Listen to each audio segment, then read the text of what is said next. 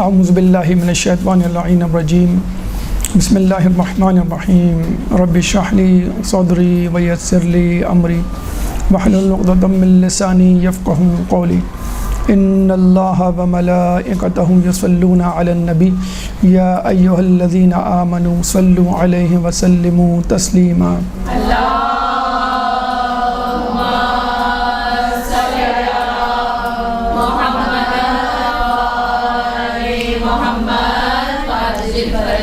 ماہ رجب اپنی تمام تر برکتوں اور سعادتوں کے ساتھ شروع ہو چکا ہے اور امید ہے کہ مومنین اور مومنات اس سے استفادہ کر رہے ہوں گے۔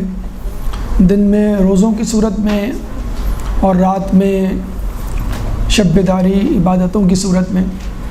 ماہ رجب ماہ شعبان دراصل ماہ رمضان جو کہ فائنل میچ ہے اس کی نیٹ پریکٹس ہے، جس میں آپ کو دن میں روزوں کی مشق کروائی جاتی ہے تو وہاں رات میں عبادت اور لیلۃ القدر کے ڈھونڈنے کی تمرین بھی۔ لیکن ماہ رجب کی جہاں دیگر فضیلتیں ہیں وہاں پر اہم ترین فضیلت یہ ہے کہ یہ وہ مہینہ ہے کہ جس میں ائمہ اطہار اور مقدس شخصیات اہل بیت کی ولادتیں اور ان سے منسوب واقعات کثرت کے ساتھ شاید کسی اور مہینے میں نہیں اس مہینے میں پائے جاتے ہیں۔ گویا کہ یہ ہے تو اللہ کا مہینہ، لیکن اللہ کے بندوں سے اور ان کی سیرت و افکار و واقعات سے بھرپور کہ جنہوں نے ہمیں خدا کی معرفت کروائی۔ اس مہینے کی ابتدا باقر العلوم امام محمد باقر علیہ السلام کی ولادت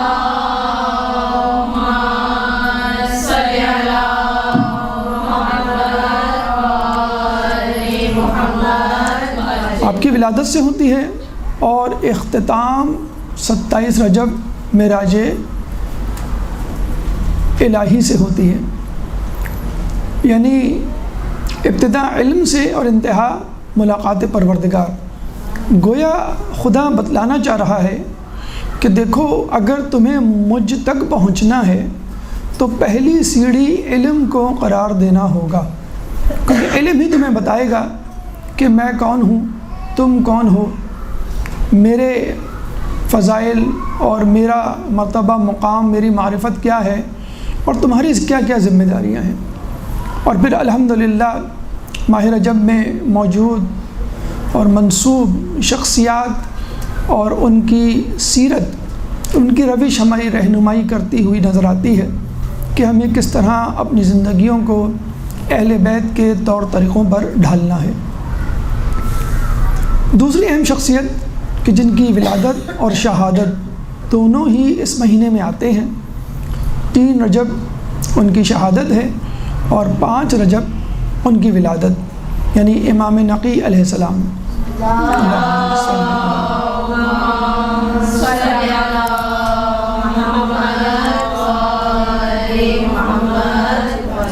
امام نقی علیہ السلام کو آپ امام حسن عسکری علیہ السلام کے ساتھ ملا کر عسکریین کہا جاتا ہے، اور اس کی وجہ یہی ہے کہ آپ دونوں یعنی والد اور پسر سامرہ کے مقام عسکر میں رہائش پذیر تھے اور زیادہ تر وقت آپ کا وہیں گزرا، اور یہ وہ مقام تھا کہ جہاں پر ملٹری بیس ہوا کرتا تھا، یا یوں سمجھ لیجئے فوجی چھاونی۔ اس زمانے کے بادشاہ کی پہاڑی علاقہ تھا، سرسبز علاقہ تھا، اور خود سامرہ سر من رہ جسے کہتے ہیں کہ جس کو دل دیکھ کر دل خوش ہو جائے، ایک ٹورنگ اسپاٹ کہہ لیجئے، ایک صحت افزا مقام کہہ لیجئے، وہ گردانا جاتا تھا۔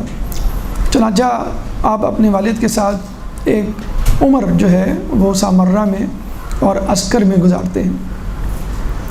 امام نقی علیہ السلام کی شخصیت کو ایک گفتگو، ایک نشست میں سمیٹنا ناممکن ہے۔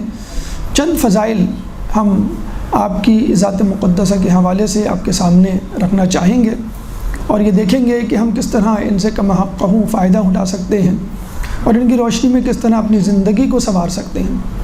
سب سے پہلے جو امام کی فضیلت ہمارے سامنے آتی ہیں وہ ولایت ہے، کہ جس کے بارے میں اللہ تعالیٰ سورہ مائدہ آیت نمبر 55، سورہ مائدہ قرآن کا 5واں سورہ ہے، چیپٹر 5 ورس نمبر 55 میں فرماتا ہے انما ولیکم اللہ ورسولہ والذین آمنوا الذین یقیمون الصلاۃ ویؤتون الزکاۃ وہم راکعون، کہ بے شک تمہارے ولی اللہ، اس کا رسول اور وہ لوگ جو ایمان لائے اور حالت رکوع میں زکوٰۃ دیتے ہیں۔ بلا شبہ ولایت اللہ تعالیٰ کا ایک اہم ترین خاصہ، ایک اہم ترین فضیلت، ایک اہم ترین صفت ہے، اور ولایت کے بغیر کسی طور پہ بھی نہ تو اللہ کی توحید کو ثابت کیا جا سکتا ہے، نہ ہی اللہ کے بھیجے ہوئے بندوں کی ولایت کو ثابت کیا جا سکتا ہے۔ تو ایک بات جان لیجئے کہ جس طرح اللہ تعالیٰ ولایت کا حامل ہے، اسی طرح اللہ کے بھیجے ہوئے نمائندے یعنی انبیاء اور ائمہ وہ بھی ولایت کے حامل ہیں۔ اب یہ ولایت کا دائرہ کار کیا ہے؟ جیسے حکمران یا خلیفۃ الناس جن کو لوگ خود خلیفہ بنا لیتے ہیں، یا حکمران جو اپنے جبر و تشدد کی بنیاد پر کرسی پر براجمان ہو جاتے ہیں، یہ ولایت کافی محدود ہوتی ہے، ان کے جسموں پر ہوتی ہے، ان کے قلوب پر نہیں ہوتی۔ اور انسانوں میں بھی وہی کہ جن کو بظاہر مسلمان کہا جاتا ہے، جو حدود اسلام یا حدود اسلامی میں شامل ہیں، وہ ممالک جو کہ اس میں شامل نہیں ہیں وہ ان کی ولایت میں نہیں آتے۔ اور پھر جمادات، نباتات، حیوانات پر تو ولایت کا کوئی تصور ہی نہیں کیا جا سکتا، جبکہ اللہ کی ولایت تمام انسانوں پر ہے، مسلمانوں پر ہے، جمادات، نباتات، حیوانوں پر ہے، زمان و مکان سے آزاد ہے، بلکہ پوری کائنات جو کچھ اس میں موجود ہے اس میں اللہ کی ولایت موجود ہے۔ اسی طرح اللہ کے بھیجے ہوئے نمائندوں کی ولایت بھی وہاں تک ہے جہاں تک خدا کی ولایت ہے، بذریعہ بوسیلہ توحید، بذریعہ بوسیلہ خدا، یعنی خدا نے جہاں تک اپنے امور پھیلائے ہوئے ہیں، خدا نے جہاں تک اپنی حکمرانی اور کرسی پھیلائی ہوئی ہے، وہاں تک خدا کے بھیجے ہوئے نمائندوں کی بھی حکمرانی اور ولایت شامل ہوگی۔ تو یہ ولایت انسانوں کو بھی شامل ہے، حیوانوں کو بھی شامل ہے، جانوروں اور پودوں کو بھی شامل ہے۔ حکمران طبقہ عموماً اس کوشش میں لگا رہتا تھا کہ کس طرح ائمہ کی تذلیل اور توہین کی جائے، کبھی ان کو بلا وجہ دربار میں بلا کر، کبھی ان کو عام انسانوں کی طرح ٹریٹ کر کے یا ان کے ساتھ سلوک، اہانت آمیز سلوک روا رکھ کر بتلایا جاتا تھا، ان کو باور کرانے کی خدا نخواستہ کوشش کی جاتی تھی کہ آپ لوگوں کے امام یا لوگوں کے ولی تو ہوں گے، لیکن ہمارے نزدیک آپ کی حیثیت ایک عام انسان کی سی ہے۔ چنانچہ اپنے دور میں خلیفہ وقت نے جب امام نقی کو بلایا تو سختی سے ہدایت کی لوگوں کو کہ جب وہ آئیں تو ان کے لیے پردہ نہ ہٹانا، نہ ان کے لیے کھڑا ہونا، اور نہ ہی ان کی جسے کہتے ہیں کہ دستبوسی کرنا۔ چنانچہ جب امام تشریف لاتے ہیں تو دربان اپنی جگہ ساکت و جامد کھڑے رہتے ہیں، اور زمانے کے پردے ہمارے گھروں کے پردوں کی طرح نہیں ہوا کرتے تھے، محل اور محلات کے دروازے بہت بلند و بالا ہوا کرتے تھے، اسی حساب سے ان کے پردے بھی ہوا کرتے تھے کہ جس کو ہٹانے کے لیے 2 یا 3 افراد درکار ہوتے تھے۔ چنانچہ جب امام تشریف لاتے ہیں تو دربان اپنی جگہ سے نہیں ہلتے اور ان کے لیے پردہ نہیں ہٹاتے، اور عموماً یہ طریقہ اس آدمی کے لیے روا رکھا جاتا تھا کہ جو ایک عام سائل ہوتا تھا، عوام میں سے ہوتا تھا، کوئی محتاج، کوئی فریاد رس ہوا کرتا تھا، فریاد لے کر آتا تھا، خواص کے لیے پردہ ہٹایا جاتا تھا، یعنی امام کو بتلایا جا رہا تھا کہ غالباً آپ اپنی ہی کسی فریاد، اپنی ہی کسی احتیاج کے لیے تشریف لائے ہیں۔ چنانچہ جب امام تشریف لاتے ہیں اور پردہ نہیں ہٹایا جاتا لیکن امام پھر بھی دروازے سے داخل ہوتے ہیں تو اسی وقت بإذن اللہ وہ دونوں پردے جو دروازے پہ پڑے ہوتے ہیں، ہوا کا ایک جھونکا آتا ہے اور اندر کی طرف بلند ہو جاتے ہیں۔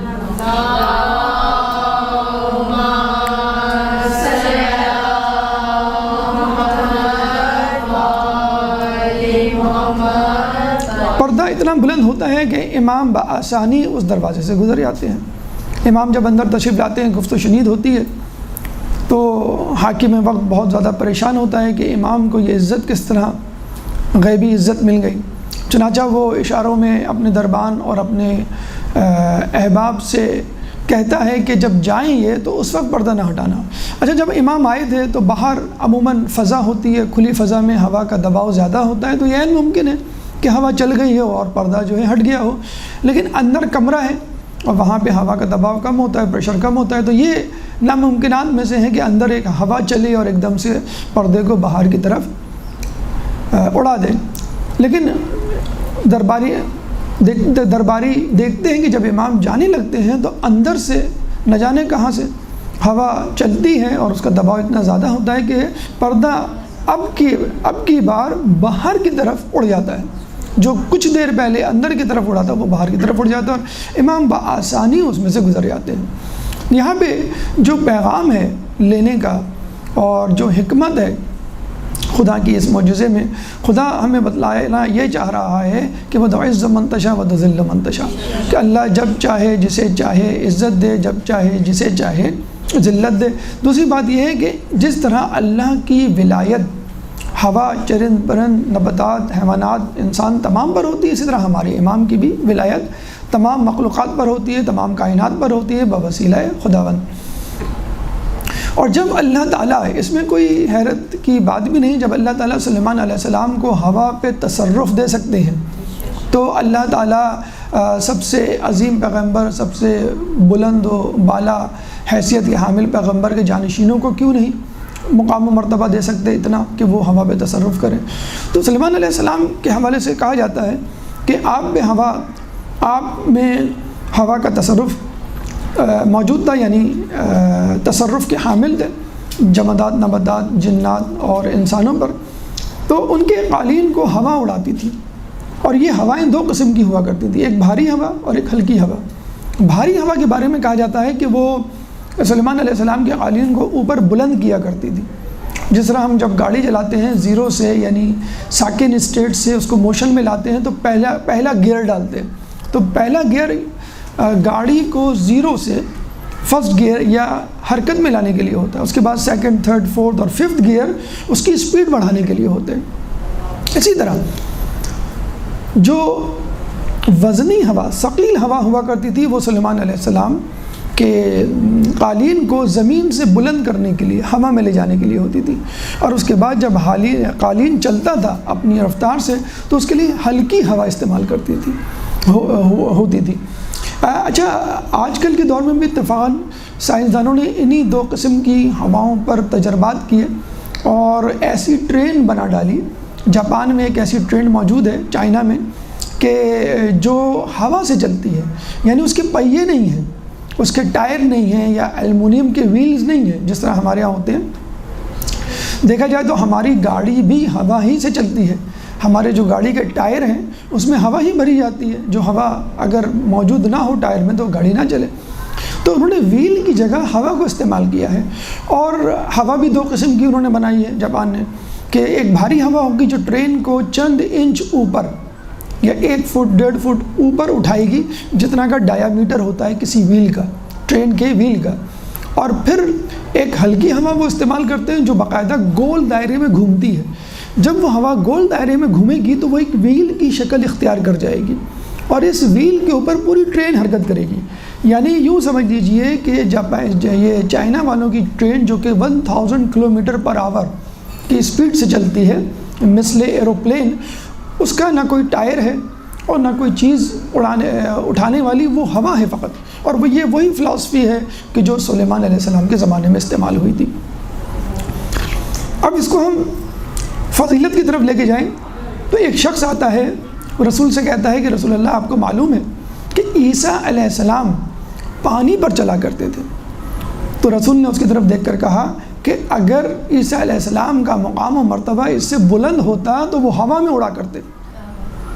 اور یہ حقیقت ہے، عروج السعادہ میں اور دیگر کتابوں میں مولا علی کا ایک معجزہ منقول ہے کہ جنگ صفین کے موقع پر جب وہ فرات سے گزر رہے تھے اور کوئی کشتی تلاش کر رہے تھے تو ان کو کوئی کشتی نہیں ملی، تو انہوں نے کہا کہ چلو ٹھیک ہے، اگر کشتی نہیں تو ہم اس کو اڑ کر پار کر لیتے۔ تو مولا علی نے باقاعدہ اس دریا کو اڑ کر پار کیا، یعنی عیسیٰ علیہ السلام پانی پہ چلا کرتے تھے اور مولا علی ہوا میں اڑا کرتے تھے۔ اور یہ بات طے ہے کہ جتنی چیز لطیف ہوگی اس پر اڑنا یا چلنا مشکل ہے.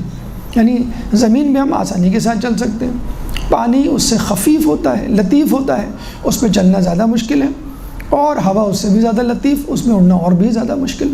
لیکن مولا علی ہوا میں اڑا کرتے تھے، یعنی عیسیٰ علیہ السلام سے زیادہ افضل.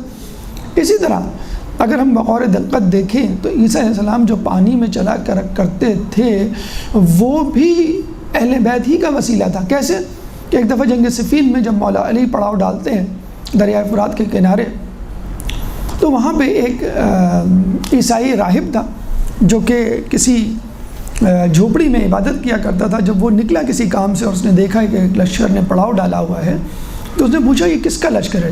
تو بتایا گیا کہ آخری نبی کے پہلے وصی کا لشکر ہے. کیا مجھے اس کے پاس لے چلو. جب اس پادری کو لے جایا گیا تو اس نے اپنا تعارف کروایا، مولا علی نے اپنا تعارف کروایا، اور اس نے اپنے زعم میں، اپنے تکبر میں یہ کہا کہ میں آپ سے زیادہ افضل ہوں. تو مولا علی نے کہا کہ کوئی دلیل؟ تو کہنا دیکھیں میں آپ کو ایک معجزہ آپ کے سامنے کر کے دکھا سکتا ہوں. تو وہ شخص، وہ پادری جو ہے وہ دریا کے پانی کے اوپر چلنے لگا اور چلتے چلتے دریا پار کر گیا، پھر دوبارہ واپس آیا. تو ہمارے امام جو ہیں وہ تو ہر حرکت پہ نگاہ رکھتے ہیں. جیسے امام حسن عسکری علیہ السلام کے بارے میں ملتا ہے کہ جب انہوں نے پادری کو دیکھا کہ وہ ہاتھ اٹھا کے دعا کر رہا ہے اور بارش ہو رہی ہے تو لوگ اس معجزے میں گم تھے. تو امام نے جو ہے اس کے ہاتھ پر نگاہ کی اور کہا کہ تیرے ہاتھ میں کیا چھپا ہوا ہے؟ تو اس نے بتایا کہ ایک ہڈی. پتہ چلا کہ وہ کسی نبی کی ہڈی تھی اور اس وسیلے سے ان کو بارش ملی. خلیفہ خود دویم کے بارے میں کہا جاتا ہے کہ وہ جو ہے ابن عباس کو لے کر ایک دفعہ مکے کے میدان میں لے کے گئے اور کہا کہ رسول جب زندہ تھے تو ہم ان کے ساتھ آیا کرتے تھے اور اللہ ہم پر بارش برساتا تھا. اب ان کی اولاد میں سے، ان کے بنی ہاشم کے خاندان میں سے ایک بچے کو لے کر آئے تاکہ اللہ تعالیٰ ان کے بہانے، ان کے وسیلے سے ہمیں جو ہے وہ بارش مرحمت فرمائے. چنانچہ اور یہ ہم آج کل بھی دیکھتے ہیں کہ لوگوں کو جب مصیبت پڑتی ہے تو خدا یاد آتا ہے. جس مذہب کو وہ روکنا چاہتے ہیں اپنے ملک میں پھلنے پھولنے کے لیے، اسی مذہب کے خدا سے مدد مانگتے ہیں. ابھی چین کے صدر نے کرونا وائرس کی جسے کہتے ہیں کہ وبا کے دوران باقاعدہ ایک مسجد میں حاضری دی، وہاں کے پیش امام سے ملاقات کی اور باقاعدہ تمام لوگوں کے ساتھ ہاتھ اٹھا کے دعا کی کہ اللہ ہمیں جو ہے اس کرونا وائرس سے نجات دے. تو آپ دیکھ لیجئے کہ اللہ تعالیٰ جو ہے لوگوں کی مدد کرتا ہے. اللہ تعالیٰ کیونکہ تمام کا رب ہے تو بلاؤں کے دفع کرنے میں، بارش برسانے میں، مصیبتوں کے دور کرنے میں بہرحال وہ یہ نہیں دیکھتا کہ کون مسلمان ہے کون کافر. ہاں ہمیشگی کی نعمات جو کہ جنت کی صورت میں ہوں گی وہ قیامت میں انہی لوگوں کو ملیں گی جو خدا کے فرما بردار بندے ہیں. تو بہرحال مولا جو ہے اس کی زبان کی طرف دیکھ رہے تھے، اس کے چہرے کی طرف دیکھ رہے تھے تو منہ میں بڑبڑا رہا تھا، کچھ پڑھ رہا تھا. تو جب وہ واپس آیا تو مولا نے کہا کہ تم جب پانی پر چل رہے تھے تو کیا بڑبڑا رہے تھے، کیا وظیفہ پڑھ رہے تھے، کیا کلمات؟ تو اس نے کہا میں ایلیا ایلیا ایلیا کے جو ہے وہ لفظ کو دہرا رہا تھا. تو مولا نے کہا کہ ایلیا میں ہی ہوں. عبرانی زبان میں علی کو ایلیا کہتے ہیں.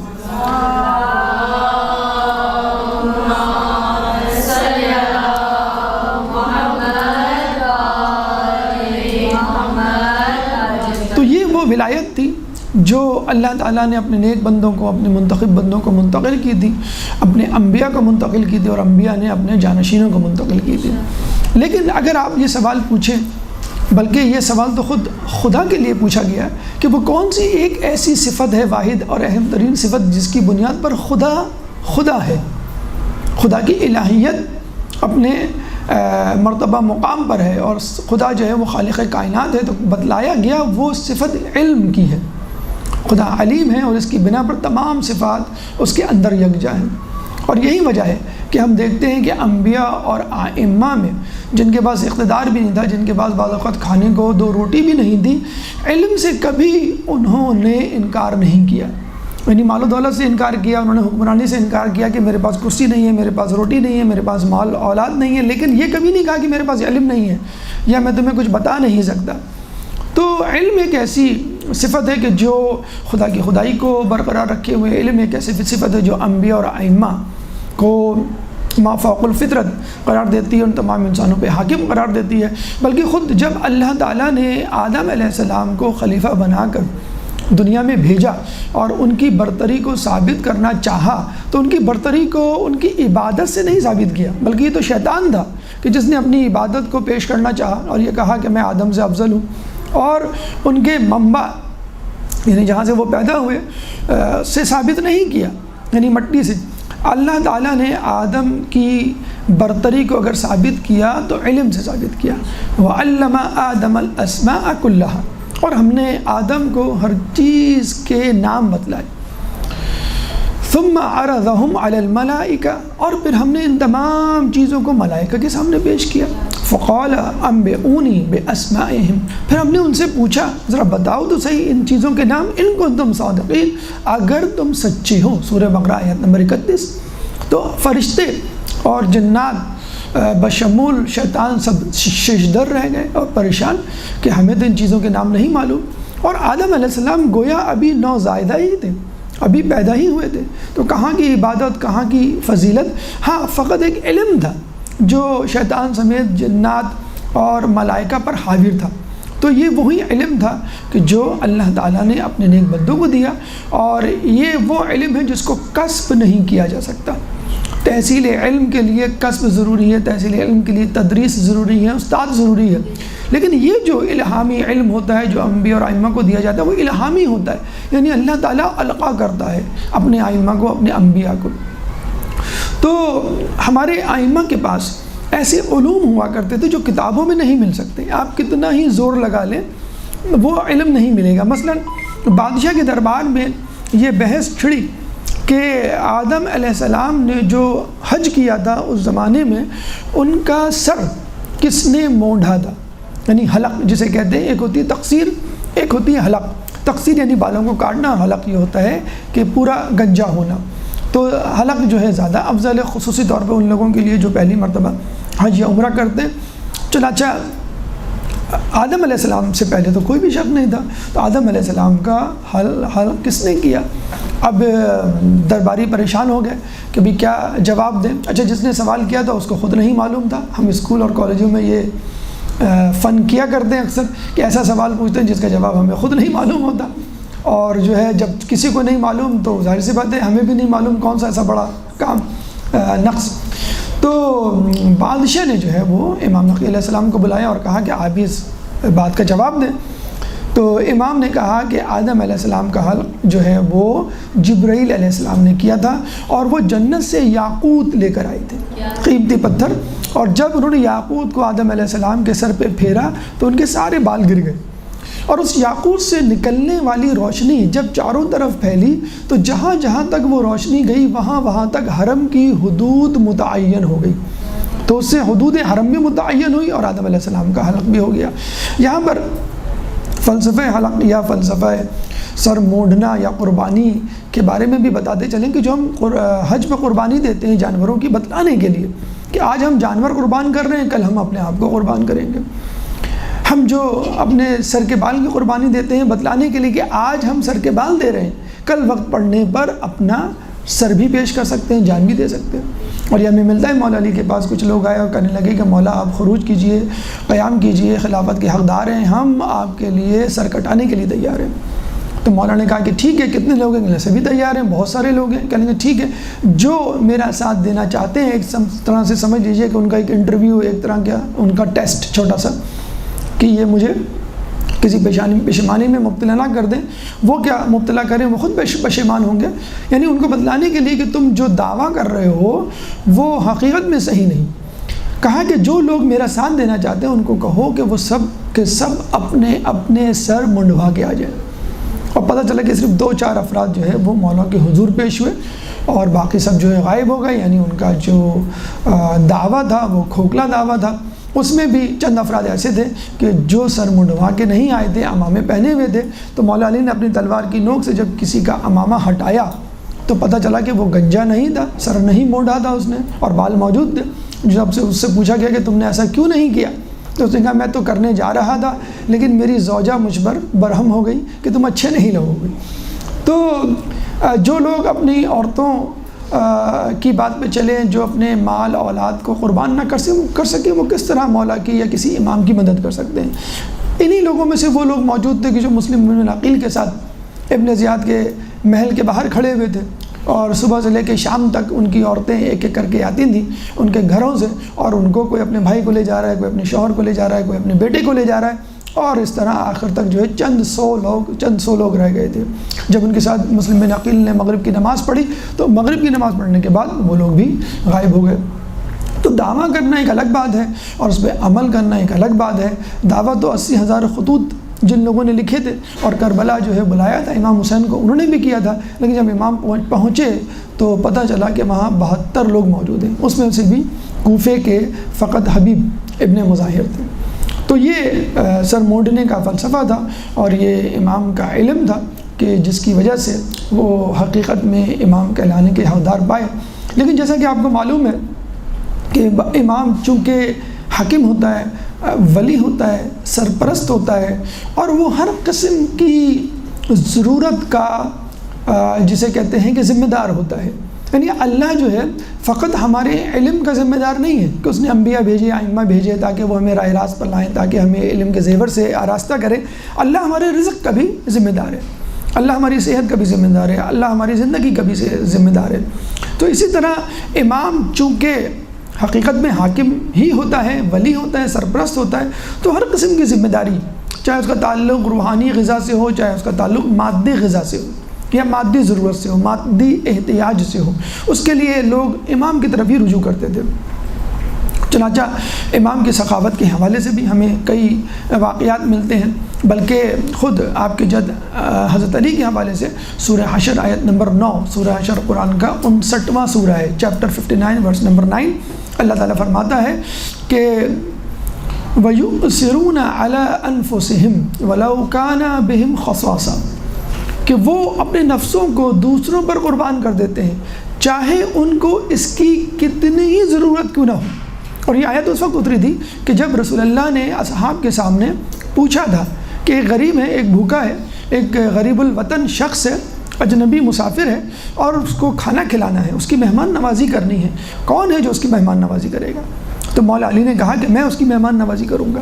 چنانچہ وہ اس شخص کو اپنے گھر لے کے جاتے ہیں، بی بی سے پوچھتے ہیں تو بی بی کہتے ہیں کہ بس ایک آدمی کا کھانا ہے، یا تو میں کھا سکتی ہوں یا آپ کھا سکتے ہیں، یا 2 چھوٹے بچے جناب حسنین۔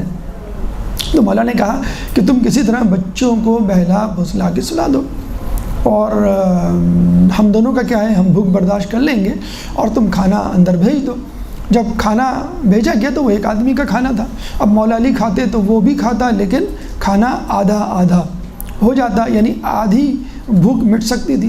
تو مولا نے چراغ بجھا دیا اور اس طرح اپنے ہاتھوں کو حرکت دینی شروع کی جیسے کہ وہ لقمے توڑ توڑ کے کھا رہے ہیں، اور وہ شخص، وہ مسافر اچھی طرح سیر ہو گیا۔ جب مولا علی آئے مسجد نبوی میں رسول کے سامنے دوسرے دن، تو یہ آیت اتری وَيُؤْثِرُونَ عَلَىٰ أَنفُسِهِمْ کہ وہ اپنے نفسوں کو قربان کر دیتے ہیں دوسروں میں، وَلَوْ كَانَ بِهِمْ خَصَاصَةٌ چاہے ان کو اس کی کتنی ہی ضرورت کیوں نہ ہو۔ اچھا، یہ تو مولا علی تھے۔ جناب حسنین اور جناب فضہ، جناب سیدہ، وہ آیت تو پڑھی ہوگی جب انہوں نے روزے رکھے تھے اور جب انہوں نے اپنی روٹیاں دی تھی۔ دیکھیے، ایک فقط روٹی کافی تھی اس فقیر کی بھوک مٹانے کے لیے، لیکن مولا نے بھی دی، جناب سیدہ نے بھی دی، بی بی فضہ نے دی، حسن و حسین۔ اگر حسن و حسین نہ بھی دیتے تو بھی اس کا پیٹ تو بھر جاتا، بلکہ 3 دن کی 3 وقت کی روٹی اس کے پاس تھی۔ لیکن جناب حسنین نے بھی، تو یہیں پہ پھر سورہ دہر کی آیت نمبر 8، 78واں سورہ اترتی ہے کہ وَيُطْعِمُونَ الطَّعَامَ عَلَىٰ حُبِّهِ مِسْكِينًا وَيَتِيمًا وَأَسِيرًا، اور وہ اللہ کی محبت میں لوگوں کو کھانا کھلاتے ہیں۔ کن لوگوں کو؟ مسکینوں کو، یتیموں کو اور اسیروں کو۔ تو اہل بیت تو کیا، ان کے گھرانے کے بچے بھی ایثار کا مجسمہ ہیں۔ تو کہتے ہیں کہ آپ کے پاس ایک شخص آیا اور اس نے کہا کہ میں مفلس ہوں، اللعش ہوں، مقروض ہوں، اور مجھے اپنا قرض اتارنا ہے، آپ مجھے میری مدد کیجئے۔ اب آپ دیکھیے کہ امام نقی علیہ السلام نے کس طرح اس شخص کا قرض اتارا، اس کو پیسے دیے۔ اچھا دیکھیے، ایک چیز ہوتی ہے جو ایثار کی ڈیفینیشن ہے، ایک چیز ہوتی ہے کسی کی مدد، اور ایک چیز ہوتی ہے کہ مدد کرنے کے قابل نہیں ہیں آپ کے پاس جو چیز ہے وہ خود آپ ہی کے لیے ہے، آپ کی ضرورت ہے، لیکن آپ اپنی ضرورت کو قربان کر دیتے ہیں، اس کو ہم کہتے ہیں ایثار۔ تو امام کے پاس نہیں تھا اور پھر بھی دیا، یہ ایثار۔ اچھا، دوسری بات سخاوت۔ سخاوت کسے کہتے ہیں کہ جب انسان کچھ مانگے تو اس کو اتنا دیا جائے کہ جو اس کی ضرورت سے زیادہ ہو۔ تو دونوں چیزیں اس واقعے میں جمع ہیں کہ امام اس وقت اس قابل نہیں تھے کہ مدد کر سکیں، لیکن پھر بھی انہوں نے مدد کی، اور مدد بھی ایسی کی جو اس کی ضرورت سے زیادہ تھا، اور خود ان کو ان پیسوں کی ضرورت تھی، اور لیکن انہوں نے اس آدمی کی ضرورت کو پورا کیا۔ تو وہ آدمی آیا کہنے لگا کہ امام مجھے ضرورت ہے، میں مقروض ہوں، مجھے قرضہ اتارنا ہے کسی طرح، مجھے پیسے دیجیے، آپ سامرہ سے باہر دیں۔ امام نقید انہوں نے کہا کہ انہوں نے ایک پرچے پہ ایک تحریر لکھی، اور تحریر میں کیا لکھا کہ میں اس شخص کا 30,000 کا ذمہ وار ہوں، یعنی میرے اوپر ذمہ ہے کہ میں اس شخص کو 30,000 درہم دوں۔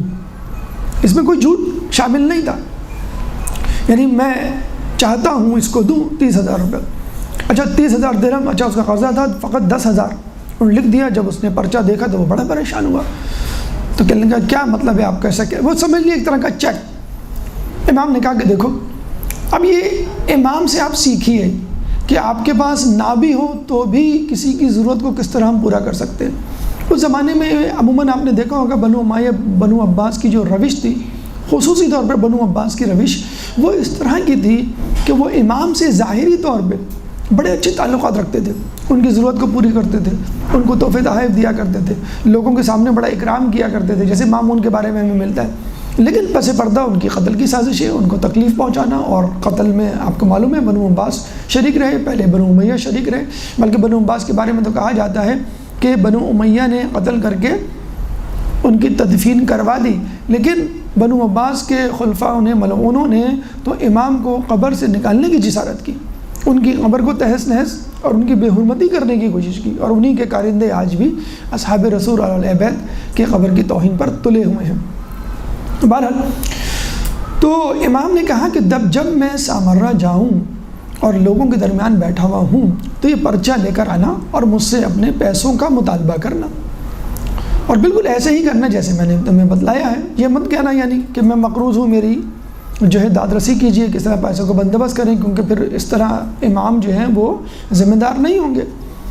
اب یہ شخص چلا جاتا ہے سامرہ میں، جب امام بیٹھتے ہیں لوگوں کے سامنے تو یہ وارد ہوتا ہے، اور وہاں پہ بادشاہ کے لوگ بھی بیٹھے ہوئے تھے۔ اچھا یہ تو امام کی سیرت کا حصہ ہے، آپ تاریخ پڑھیں تو امام کی محفل میں حتیٰ کہ وہ محفل جو کہ گھر میں لگی ہوتی تھی اس میں بھی بادشاہ کے جاسوس موجود ہوتے تھے۔ بعض اوقات بہت سارے سوالات ایسے ہوتے تھے جو عقائد سے متعلق ہوتے تھے، اور امام ان کے جوابات دیا کرتے تھے، اور اس طرح جوابات دیا کرتے تھے کہ معلوم ہی نہیں ہوتا تھا کہ یہ جواب کسی شیعہ عقیدے سے تعلق ہے یا غیر شیعہ، یہ جواب جو ہے حکمران کو خوش کرے گا یا ناراض کرے گا، یعنی کئی مطلب نکالنے والے جو ہے وہ سوالات کے جوابات۔ اور امام کیوں نہ ایسے کلام کے حامل ہوں کہ کئی مطالب نکلیں، کہ خود قرآن کی آیات کے کئی مطالب نکلتے ہیں۔ جب قرآن صامت کی آیات کے کئی مطالب نکل سکتے ہیں تو قرآن ناطق کے کلمات کے کئی مطالب کیوں نہ نکلے۔ تو اب یہ امام بیٹھے ہوئے تھے، وہاں پہ یہ شخص آیا اور رقعہ دیا، اور اس پرچے پہ لکھا ہوا تھا کہ آپ کے ذمے اتنے ہیں۔ تو امام نے اس کو رقعہ دیا اور کہا کہ انشاءاللہ میں جلد تمہاری جو ہے وہ ادائیگی کر دوں گا۔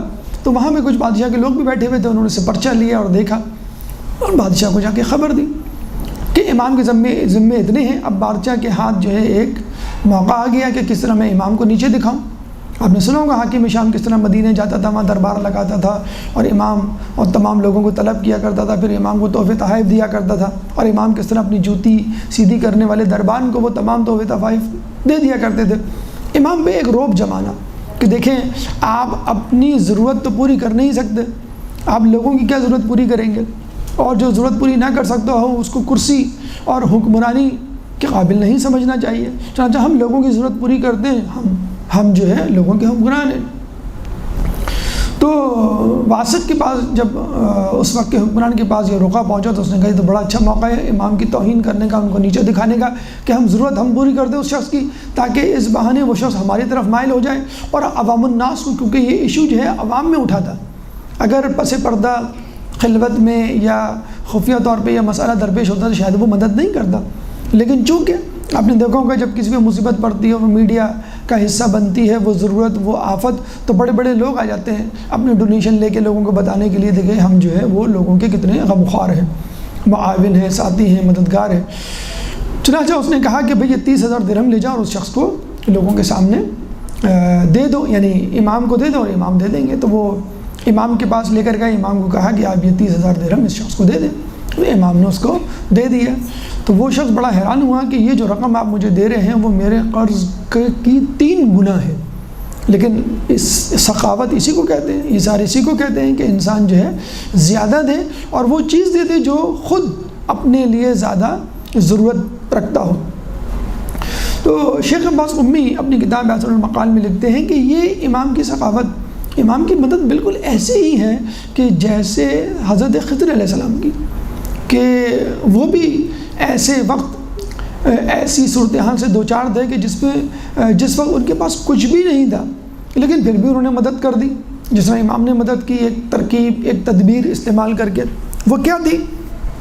کہتے ہیں حضرت خضر علیہ السلام بازار میں کھڑے ہوئے تھے بطور بشکل بصورت انسان، ایک شخص وہاں سے گزرتا ہے اور آپ نے دیکھا ہوگا کچھ لوگ ہیبت، جاہ و جلال اور ظاہری رکھ رکھاؤ کے حساب سے لگتا ہے کہ یہ صاحب حیثیت ہے۔ تو حضرت خضر علیہ السلام اپنے پورے روب و جلال کے ساتھ بازار میں کسی جگہ کھڑے ہوئے تھے، ایک شخص آیا کہنے لگا کہ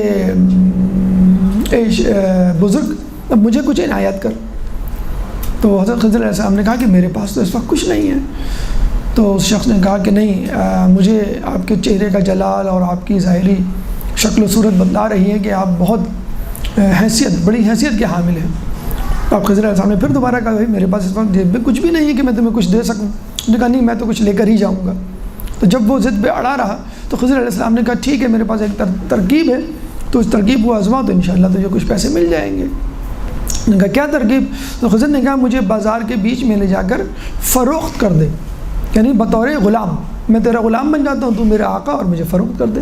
اب وہ شخص چھٹپٹا گیا کہ میں آپ کو کیسے فروخت کر دوں، تو مطلب میں تو خود آپ کا غلام لگ رہا ہوں۔ اس نے کہا نہیں، تو یہ ترکیب کر، انشاءاللہ تجھے کچھ پیسے مل جائیں گے۔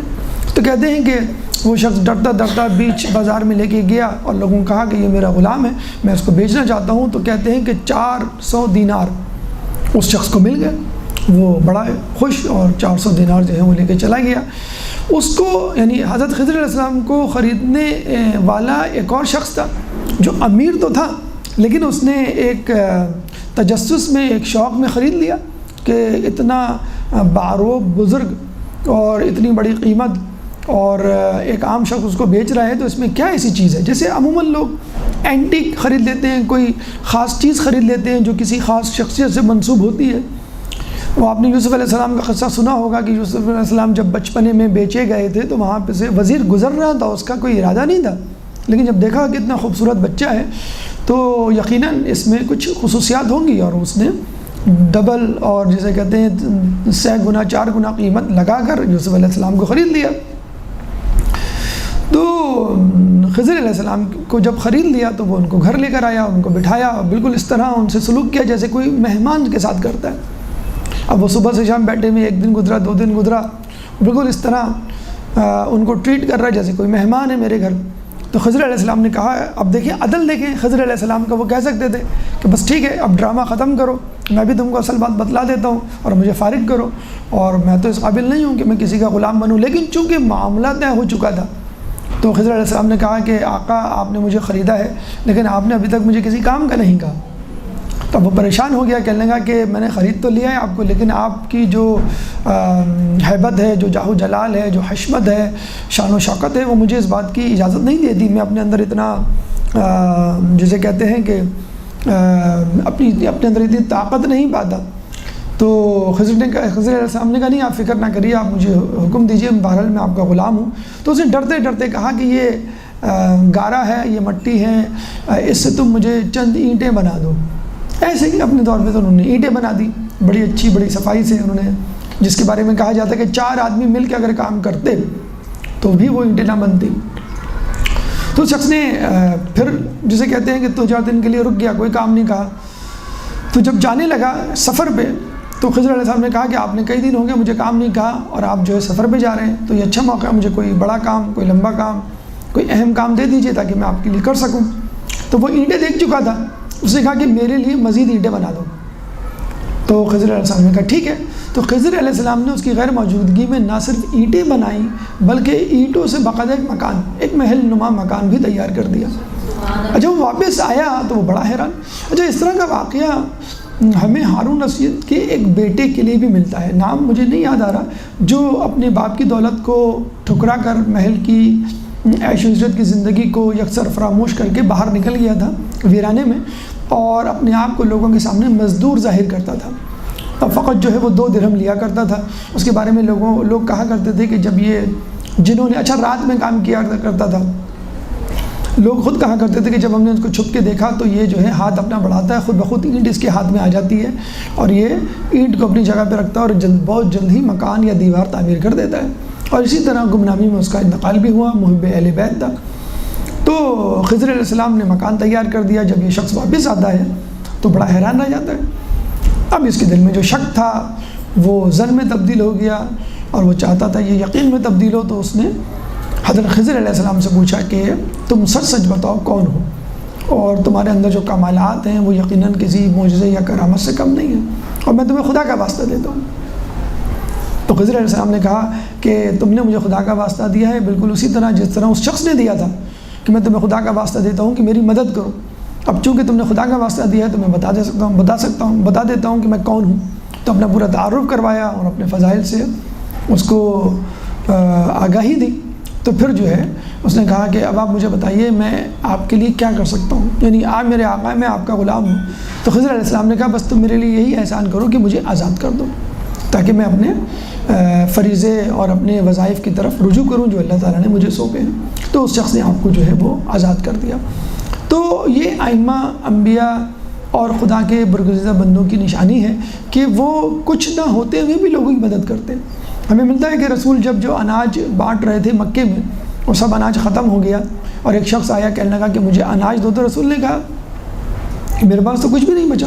تو رسول کی قمیض پکڑ کے وہ کھینچنے لگا کہ مجھے کچھ نہ کچھ تو دینا پڑے گا۔ تو رسول نے اپنی قمیض اتار کے اس کو دے دی تھی۔ بلکہ یہ بھی ملتا ہے ایک دفعہ رسول گھر میں بیٹھے ہوئے تھے، کسی نے کہا کہ مجھے کچھ دو، رسول نے کہا گھر میں کچھ نہیں۔ تو جب اس نے بہت ضد کی تو رسول نے اپنی قمیض اتار کے دے دی، اور اس دن وہ مسجد نبوی میں نماز پڑھنے نہیں گئے۔ تو پھر اللہ تعالیٰ نے قرآن کی آیت اتار دی کہ اپنے ہاتھوں کو نہ اتنا باندھ لو گردن سے، یعنی کنجوسی کرو، نہ ہی اتنا پھیلا دو کہ خود تمہارے لیے مشکل ہو جائے۔ اس لیے اقیم الصلاۃ قم اللیل الا قلیل، کہ رات میں کھڑے ہو لیکن کچھ دیر کے لیے۔ تو یہ تو وہ لوگ ہیں جن کو کہا گیا کہ اپنی عبادتوں کو کم کرو، جن کو کہا گیا کہ بھائی دو اتنا نہ دو کہ خود تم جو ہے کسی پریشانی میں مبتلا ہو جاؤ۔ بہرحال ہمیں یہاں سے ایک سبق ملتا ہے کہ سخاوت تو بہت دور کی بات، امداد تو بہت دور کی بات، انسان کو ایثار کرنے سے بھی دریغ نہیں کرنا چاہیے۔ اور اگر آپ کے پاس کچھ دینے کے لیے نہ ہو تو منع کرنے سے بہتر ہے کوئی تدبیر کی جائے، کوئی ہیلہ کیا جائے، کوئی ترکیب نکالی جائے، یا کسی اور کی طرف اس کو ریفر کر دیا جائے، فون کر کے، میسج کر کے کہ بھائی یہ شخص اس طرح میرے طرف آیا ہے، اگر آپ سے مدد ہو سکے۔ رسول بھی یہی کیا کرتے تھے، مسجد نبوی میں اگر کوئی ضرورت مند آتا تھا اور یقیناً ان کے پاس تو 3 دن تک کوئی کھانا نہیں ہوتا تھا کھانے کو، تو وہ کیا مدد کرتے تھے؟ وہ اصحاب سے پوچھا کرتے تھے کون اس کو کھلائے گا، تو کبھی علی اٹھ جاتے تھے کون اس کو جو ہے وہ درہم دینار دے گا۔ اور اس میں بھی یہی ملتا ہے، اکثر واقعات میں گھوم پھر کے بعد اہل بیت کے گھر کی طرف ہی آتی تھی کہ وہی کسی ضرورت مند کی ضرورت کو پورا کرتے تھے، کسی احتیاج کی حاجت کو رفع کیا کرتے تھے۔ ایک درود پڑھ دیں محمد والے محمد۔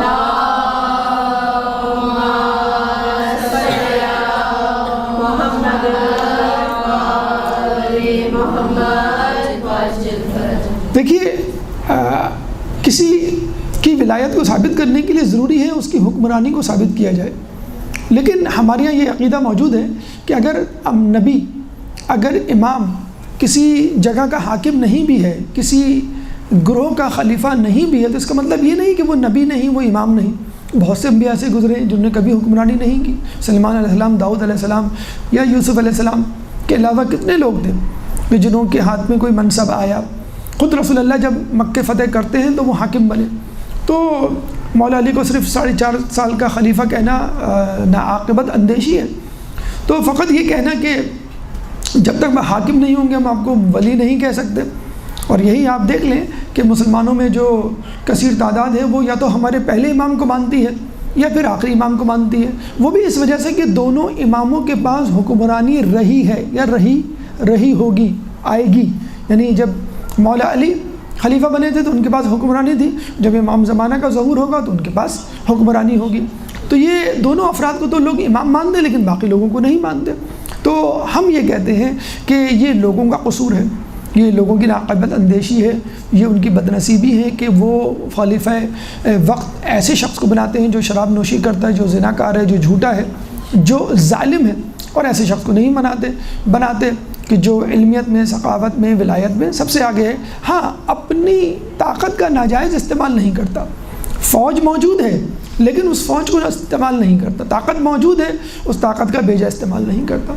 کہتے ہیں کہ جب متوکل نے اپنی فوج کا نظارہ کرانا چاہا اور 90,000 کی فوج کو حکم دیا کہ امام کے سامنے مارچ کرو کھلے میدان میں، تو ہر فوجی کو حکم دیا کہ اپنے ہاتھ سے ایک مٹھی ریت ایک جگہ ڈالتے رہنا۔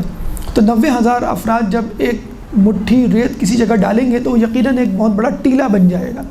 تو وہ بہت بڑا ٹیلا بن گیا، اس پہ کھڑے ہو کر امام کو اپنے ساتھ لے کر باقاعدہ 90,000 ترکوں کی اور دیگر افراد کی پریڈ دکھائی گئی، اور وہ سمجھا کہ امام جو ہیں وہ روب میں آ جائیں گے اور پریشان ہو جائیں گے اور میرے جو ہے خدا نخواستہ نعوذ باللہ مرید ہو جائیں گے، مجھ سے ڈر جائیں گے۔ جب وہ اپنی پریڈ دکھا چکا تو امام نے کہا کہ اب تم میری بھی فوج دیکھ لو۔ اور جب باجازت خداوندی اپنی فوج دکھائی تو پتہ چلا کہ آسمان سے لے کے زمین تک، مشرق سے لے کے مغرب تک عجیب و غریب مخلوق یعنی فرشتے پورے اسلحے کے ساتھ، پورے ساز و سامان کے ساتھ۔ مطلب ایک عام فوجی اگر پوری وردی میں ہو، اسلحے کے ساتھ ہو، تو اس کی ایک ہیبت اور اس کا ایک روب ہوتا ہے۔ فرشتہ خود جبرائیل علیہ السلام کے بارے میں ملتا ہے کہ جبرائیل علیہ السلام جب اپنے دونوں پر پھیلا دیں تو مشرق و مغرب اس سے ڈھپ جائیں، کور ہو جائیں۔ تو آپ ملائکہ کی فوج اندازہ لگا لیجیے کتنے ہزار فوج اور کتنے لوگ کہ کچھ نظر ہی نہیں آ رہا، فقط ملائکہ، فقط فوجیوں کے۔ تو یہ متوکل دیکھتا ہے تو وہ بے ہوش ہو کے گر جاتا ہے۔ امام اس کو اٹھاتے ہیں، وہ مسکرا کے کہتے ہیں کہ اگر تم اس بات سے پریشان ہو کہ ہم قیام کر دیں گے، تمہارے خلاف بغاوت کر دیں گے یا تمہارے خلاف اپنی فوج استعمال کریں گے، تو تم راحت اور سکون سے رہو، ہم تمہارے خلاف کوئی اقدام نہیں کریں گے۔ تو یہ امام کا بڑا پن ہے، امام کا ظرف ہے کہ تمام تر طاقت رکھنے کے باوجود خلیفہ وقت پر کوئی چڑھائی نہیں کر رہے، حالانکہ وہ چاہتے تو بڑی آسانی سے حکومت پہ قبضہ کر سکتے تھے، لیکن اس صورت میں وہ لوگ اسلام قبول کرتے، وہ ان کی ولایت کو قبول کرتے کہ جو ظاہری شان و شوکت سے مروب ہوتے۔ جبکہ امام تو بتلانا چاہ رہے تھے کہ ہم تو ان لوگوں کو اپنے قریب آنے دیں گے اور ان کی شفاعت کریں گے جو ہماری قسم پرسی اور بے چارگی اور پریشانی اور مصیبت کے باوجود ہمارا ساتھ دیں گے۔ تو امام نے کہا کہ تم بے فکر رہو، ہم اپنی فوج کو تمہارے لیے استعمال نہیں کریں گے۔ ہاں، یہ الگ بات ہے کہ بعض اوقات نبی کو، امام کو خدائی امداد لینی پڑتی ہے اور خدائی لشکر کو استعمال کرنا پڑتا ہے، جیسے جنگ بدر میں 3,000 فرشتے، 3,000 ملائکہ آئے اور اللہ کے رسول نے اس کو استعمال کیا، کیونکہ وہ صورتحال ایسی تھی کہ پہلی مرتبہ لوگ پہلی مرتبہ جو ہے وہ جنگ کر رہے تھے، اور رسول نے یہی دعا کی تھی کہ اگر آج یہ لوگ ہلاک ہو گئے تو پھر قیامت تک تیرا نام لیوا کوئی نہیں ہوگا۔ لیکن اس کے باوجود لوگوں نے تو دیکھ لیا تھا رسول کو، امام کو دیکھ لیا تھا، حجتیں، معجزات، کرامات، تمام تفصیلات، تعلیمات ان کے سامنے تھی، اس کے باوجود وہ رسول کی اور امام کی کمک نہ کریں تو یہ ان کا قصور ہے۔ چنانچہ ہم دیکھتے ہیں کربلا کے میدان میں امام حسین 4,000 ملائکہ کا لشکر قبول کرنے سے انکار کر دیتے ہیں۔ وہ باقاعدہ خصوصی طور پہ خدا سے اجازت لے کر آتے ہیں کہ اے اللہ، ہم جو ہے تیرے حسین کی مدد کرنے کے لیے جانا چاہتے ہیں، نصرت کے لیے جانا چاہتے ہیں۔ کہتے ہیں کہ جب انہوں نے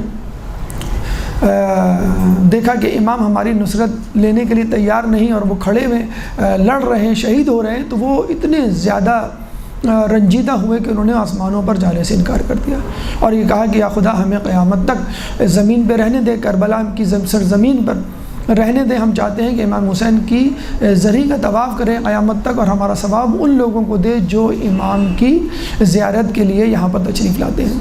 تو امام نے جو ہے وہ مدد لینے سے انکار کیا، کیونکہ بعض اوقات بظاہر فتح ہوتی ہیں اور بعض اوقات بظاہر شکست ہی فتح ہوتی ہے۔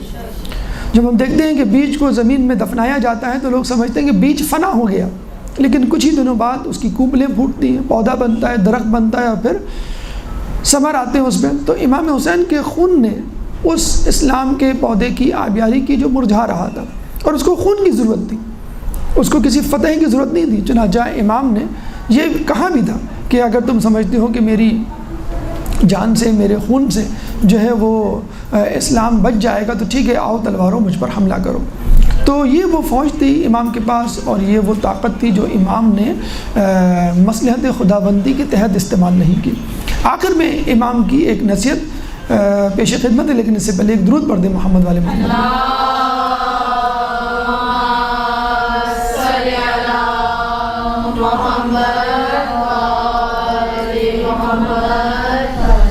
دیکھیے امام جو ہے وہ ہمارے لیے نصیحت، مشوروں، واعظ و خطبات کے لیے آیا ہے، ہمارے تزکیہ نفس کے لیے آیا ہے، جس طرح خود رسول آیا کرتے ہیں۔ خود رسول اللہ کے لیے اللہ تعالیٰ سورہ جمعہ آیت نمبر 2 میں فرماتا ہے قد بعثنا هو الذی بعث فی الامیین رسول منہم یتلو علیہم آیاتہ ویزکیہم ویعلمہم الکتاب والحکمہ وَإِن كَانُوا مِن قَبْلُ لَفِي ضَلَالٍ مُبِينٍ، کہ اس نے تمہیں میں سے رسول بھیجا جو تمہارا تزکیہ نفس کرتا ہے، کتاب و حکمت کی تعلیم دیتا ہے، ورنہ اس سے پہلے تم ضلالت میں گھرے ہوئے تھے۔ سورہ جمعہ آیت نمبر 2، 62واں سورہ ہے۔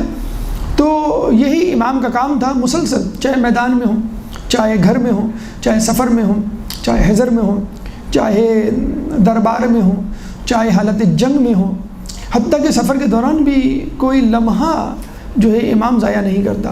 ایک شخص آیا اور امام سے اپنی مفلسی کی شکایت کرنے لگا، تو امام نے کہا کہ تیرے پاس تو بہت کچھ ہے، تو چاہے تو ان کو استعمال کر سکتا ہے۔ تو اس نے کہا کہ امام میرے پاس کیا دولت ہے؟ تو امام نے کہا تیرے پاس ایمان ہے، امام نے کہا کہ تیرے پاس عافیت ہے، امام نے کہا تیرے پاس قناعت ہے۔ یہ اتنے بڑے خزانے ہیں کہ اگر انسان ان کو استعمال کرنا چاہے تو یقیناً کبھی مفلس نہیں رہ سکتا۔ مثلاً ایمان، جب رسول اللہ علی کو خبر دیتے ہیں کہ دیکھو میرے بعد تم پر بہت زیادہ مصائب آئیں گے، دشمنوں کی یلغار ہوگی، جنگیں ہوں گی، خون خرابہ ہوگا، تو مولا نے یہ نہیں کہا کہ کون جنگ کرے گا، کون میرا دشمن ہوگا، میں کس طرح فتح پاؤں گا یا شکست، فقط یہ پوچھا کیا میرا ایمان سلامت رہے گا؟ رسول نے کہا کہ یقیناً تمہارا ایمان سلامت رہے گا۔ تو علی نے کیا کہا کہ بس اب مجھے کسی بات کی پرواہ نہیں۔ اس کا مطلب کیا ہوا؟ میسج کیا ہے، حکمت کیا ہے، پیغام کیا ہے کہ ہمیں کسی بھی کام کو کرنے سے پہلے یہ سوچنا چاہیے کہ کیا ہمارا ایمان سلامت رہے گا؟ ہم امیگریشن لے رہے ہیں، کیا ہمارا ایمان سلامت رہے گا فلاں ملک جانے سے؟ ہم یہ کام کر رہے ہیں، کیا اس کام کو کرنے کے بعد ہمارا ایمان سلامت رہے؟ ہم شادی کرنے جا رہے ہیں اپنے بچے کی یا بچی کی، تو کیا جس جگہ یہ جا رہی ہے یا جا رہا ہے، جس جگہ شادی کر رہا ہے، کیا وہاں بھی ایمان سلامت رہے گا؟ جاب ہو، کیریئر ہو، زمان و مکان، کسی قسم کا بھی مسئلہ ہو، قبل الخروج انظر خروج قبل الدخول، کہ داخل ہونے سے پہلے خارج ہونے کا راستہ دیکھ لو۔ تو آپ یہ دیکھ لیں کہ ایمان سلامت رہے گا کہ نہیں۔ اس کے بعد عافیت، شب قدر کتنی اہم رات۔ کسی شخص نے پوچھا کتنا مشکل ہے شب قدر کو پانا؟ کسی نے شخص نے پوچھا یا رسول اللہ اگر میں شب قدر کو پا لوں تو کیا کروں؟ تو رسول نے کہا کہ اگر تم اس کو پالو تو اللہ سے عافیت طلب کرو۔ یہ جو کرونا وائرس آپ دیکھتے ہیں جو پھیلا ہوا ہے، پریشانی میں لوگ مبتلا ہیں، کہیں پھنسے ہوئے ہیں، بیمار نہیں ہیں، کرونا وائرس میں مبتلا نہیں لیکن پھر بھی پریشان ہیں کسی وجہ سے، بے روزگاری عام ہوتی جا رہی ہے۔ پاکستان کو 170 ارب روپے کا خسارہ ہو گیا، ساری فلائٹ جو بورڈ پہ ہیں آپ کے ایئرپورٹ پہ سب کینسل ہو چکی، کتنے لوگوں کا روزگار مارا جا رہا ہوگا۔ جو ملک 170 ارب روپے ایک دن میں ڈبا دے تو آپ اندازہ لگا سکتے ہیں۔ بہرحال تو عافیت آپ کو ملی ہوئی، آپ صحت مند ہیں، آپ کے پاس حیثیت کے مطابق جو ہے مال ہے، اولاد ہے، گھر ہے، سواری ہے، عزت ہے، ایک مقام و مرتبہ ہے سوسائٹی میں، یہ عافیت ہی تو ہے اور بہت وسیع ہے عافیت کا دائرہ۔ تو اگر آپ کے پاس عافیت ہے اور جو شب قدر میں مانگے جانے والی دعاؤں کی اہم ترین دعا رسول اللہ نے قرار دی، تو اس کو غنیمت جانیے اور اللہ تعالیٰ کا شکر ادا کیجیے۔ پھر کہا گیا کہ قناعت، امام ششم کا قول ہے کہ قناعت، کسی نے جب مہنگائی کا رونا رویا تو امام نے کہا کہ ہم سے یا ان لوگوں سے مہنگائی کا رونا کیسے روتے ہو کہ جو خود قناعت کو بہت بڑی دولت سمجھتے ہیں۔ قناعت کے بارے میں کہا جاتا ہے کہ یہ نصف معیشت ہے۔ اور بڑا خوبصورت جملہ کسی نے کہا کہ کسی نے پوچھا کسی حکیم سے سونے سے بہتر کوئی چیز ہے؟ تو حکیم نے کہا سونے سے بہتر قناعت ہے، سونا چاندی سے بہتر قناعت ہے۔ اور بڑا اچھا جملہ، اس پہ ذرا تفکر کیجئے، غور کیجئے۔ کسی چیز سے مستغنی ہو جانا اس چیز سے غنی ہو جانے سے بہتر ہے۔ یعنی فرض کر لیں آپ کو ایک موبائل چاہیے، بہت اچھا لیٹسٹ ماڈل کا، بڑا مہنگا ہے، کسی طرح آپ نے پیسے جمع کر کے اس کو لے لیا، حاصل کر لیا، خرید لیا۔ ایک دوسرا شخص ہے، وہ بھی یہی کر سکتا ہے، آپ کی طرح پیسے جمع کر کے وہ موبائل لے لے، لیکن وہ کہتا ہے کہ مجھے اس کی ضرورت نہیں۔ کیا ضرورت ہے؟ میرے پاس پرانا موبائل موجود ہے، کام کر رہا ہے، چل رہا ہے، جب تک چلتا ہے میں چلاؤں گا۔ تو وہ شخص جس نے اپنے آپ کو مستغنی کر لیا، ایگزمپٹ کر لیا کہ بھائی مجھے چاہیے ہی نہیں، تو دیکھیں وہ کسی پریشانی میں مبتلا ہونے سے بچ گیا، ٹینشن سے بچ گیا، قرض لینے سے بچ گیا، پیسے جمع کرنے سے بچ گیا، اپنے آپ کو کسی ایکسٹرا روزگار میں اور مشقت میں ڈالنے سے بچ گیا۔ پھر وہ نیا موبائل لے گا، اس کی حفاظت، پھر اس کی گارنٹی، پھر پریشانی، ایک الگ کہانی۔ تو آپ یہ کہتے ہیں مجھے اس کی ضرورت ہی نہیں ہے۔ مطلب کم ترین لیول پہ جب مولا علی کوفے کے بازار سے گزرتے ہیں اور گوشت والا کہتا ہے مولا گوشت لے لیجئے، بڑا اچھا ہے، تو مولا نے کہا کہ نہیں، میرے پاس پیسے نہیں ہیں۔ اگر ہم سے کوئی کہے تو ہم کیا کہیں گے؟ ہمارا موڈ نہیں ہے، طبیعت نہیں ہے، گوشت سے مجھے الرجی ہے، اور ابھی کل ہی تو کھایا تھا میں نے گوشت، وغیرہ وغیرہ بہانہ بنا سکتے ہیں۔ تو ہم کچھ بھی نہیں ہے تو بہانہ بناتے ہیں کہ کسی کو ہماری غربت کا احساس اندازہ نہ ہو جائے۔ لیکن مولا خلیفہ وقت کوفے میں موجود اور کہہ رہے میرے پاس پیسے نہیں، سوری۔ اس نے کہا کوئی بات نہیں، آپ ادھار لے لیجیے، میں صبر کر لوں گا۔ تو مولا نے کہا پہلے میں اپنے پیٹ کو کہوں گا کہ وہ صبر کرے، پھر تم سے کہوں گا صبر کروں۔ یعنی مولا نے اپنے آپ کو مستغنی کر لیا گوشت سے۔ اگر وہ چاہتے تو وہ گوشت لے لیتے ادھار پہ اور غنی ہو جاتے، اتنا گوشت ہوتا کہ وہ نہ صرف خود کھاتے بلکہ لوگوں کو بھی اس کی دعوت دیتے۔ تو غنی ہونے سے بہتر ہے مستغنی ہو جانا۔ آپ کہتے کہ ٹھیک ہے مجھے اس کی ضرورت ہی نہیں ہے۔ دیوجانس کلبی سکندر اعظم کا بہت عجیب دوست تھا، اس وجہ سے عجیب دوست تھا، بہت فقیر اور بڑا ہی زاہد قسم کا، لیکن وہ سکندر کو بالکل بھی لفٹ نہیں کراتا تھا۔ ایک دفعہ سکندر نے جو ہے وہ شہر فتح کیا اور یہ کہا کہ میں سب کو دعوت دے رہا ہوں، دیوجانس کلبی کو بھی بلاؤ۔ وہ نہیں آیا، سب آئے، لوگوں کو دعوت دی، کھانا کھایا، تحفے تحائف دیے۔ اور جب دیوجانس کلبی نہیں آیا تو وہ خود گھوڑے پہ سوار ہو گیا اپنے وزیر اور اپنے لوگوں کے ساتھ جنگل میں گیا۔ تو پتہ چلا وہ دھوپ سیک رہا تھا، زمین پر بیٹھا لیٹا۔ تو سکندر اعظم جو ہے وہ اس کے اور سورج کے درمیان اس طرح آیا کہ سورج کی شعاعیں اس پہ نہیں پڑی، یعنی آنا رک گئی، تو اس پہ ایک سایہ سا آ گیا۔ تو اس نے اپنی آنکھ کھولی، آنکھ کھول کے دیکھا کہ سکندر اعظم بڑی خاموشی کے ساتھ بغیر کسی اضطراب کی آنکھ دوبارہ بند کر لی۔ ہمارے سامنے کوئی پولیس افسر آ جائے، کوئی بادشاہ آ جائے، اس طرح تو ہم ہڑبڑا کے اٹھ جائیں، امی آ جائیں کہ تم نے نماز پڑھی کہ نہیں پڑھی۔ تو وہ جو ہے بڑے سکون سے لیٹا ہوا تھا، آنکھیں کھولی، پھر اس نے آنکھیں بند کی تو اس کو بڑا غصہ ہے سکندر اعظم کو، کہنے لگا تم کو میرے پاس آنے سے کس چیز نے روکا؟ تو دیوجانس کلبی نے کہا اسی چیز نے جس نے تم کو میرے پاس آنے سے روکا، یعنی تم میرے پاس نہیں آنا چاہ رہے تھے۔ میں بھی اس کے لیے کیا چیز؟ کہ تم کو دولت نے غنی کیا ہوا ہے اور مجھے دولت سے مستغنی کیا ہوا ہے میرے نفس نے، کہ میں دولت چاہتا ہی نہیں، اور تم دولت حاصل کر کے غنی بنے اور میں دولت کو ٹھکرا کے غنی بنا، کہتے ہیں۔ اچھا، پھر سکندر نے اپنی جیب مٹانے کے لیے کہا کہ میں نے تمام لوگوں کو بہت تحفے تحائف دیے ہیں، میں نے شہر فتح کیا، تم جو مانگو گے تم دو گے، میں تم کو دوں گا، تم کیا چاہتے ہو؟ تو دیوجانس کلبی نے کہا کہ ذرا سامنے سے ہٹ جاؤ اور روشنی کی، سورج کی روشنی میں مجھ پر پڑھنے دو، یہ بہت بڑا تمہارے اوپر احسان ہوگا۔ کہتے ہیں کہ سکندر اعظم کا جب انتقال ہونے لگا اور کسی نے اس سے پوچھا آپ کی کوئی خواہش، اگر آپ دوبارہ زندہ ہوں، دنیا میں بھیجا جائے تو آپ کیا بننا پسند کریں گے؟ تو سکندر اعظم نے کہا دیوجانس کلبی۔ ہمارے ہاں اس صورت میں بلکہ اس سے کہیں بہتر صورت میں ابو ذر غفاری ملتے ہیں۔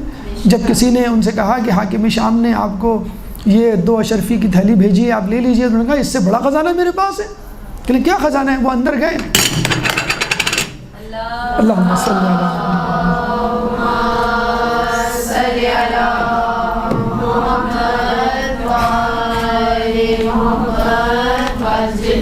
ایک درود پڑھ دیں، اپنے موبائل یہاں سے ہٹا لیں۔